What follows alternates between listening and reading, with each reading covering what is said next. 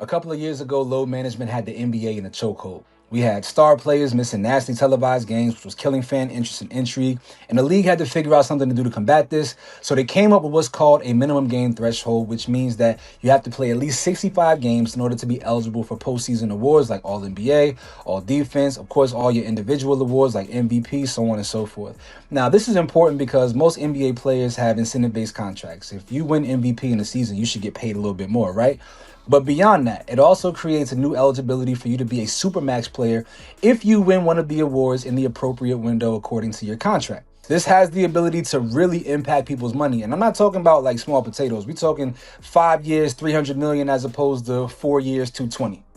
It's a lot of chicken on the table we're talking about here. You dig what I'm saying? Now, I do feel like this rule change was done in good faith, but unfortunately, sometimes our intentions lead us to hell. Like Nikola Jokic, for instance, he's out right now with the injury, maybe out for like a month and a half in total. So he would be ineligible for postseason awards. And are we really going to pretend like Nikola Jokic isn't the best center in the NBA because he had a knee injury in December?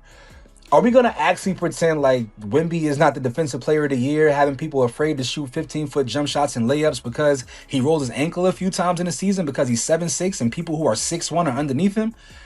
I mean, come on, it's getting a little bit ridiculous. Not to mention, the CBA that was negotiated a couple of years ago really only allows teams to have about 2 max players per roster. So imagine you have a tertiary guy who never really was intended to win All NBA or an individual award, but got afforded it because somebody else went down with the injury.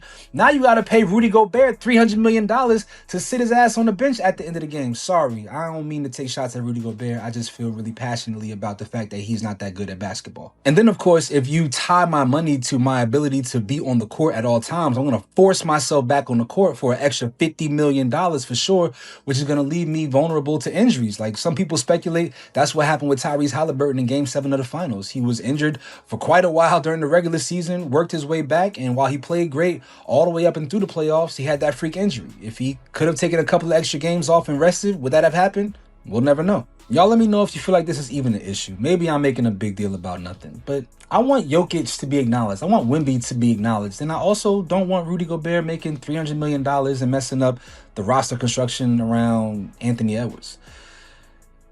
That's just me.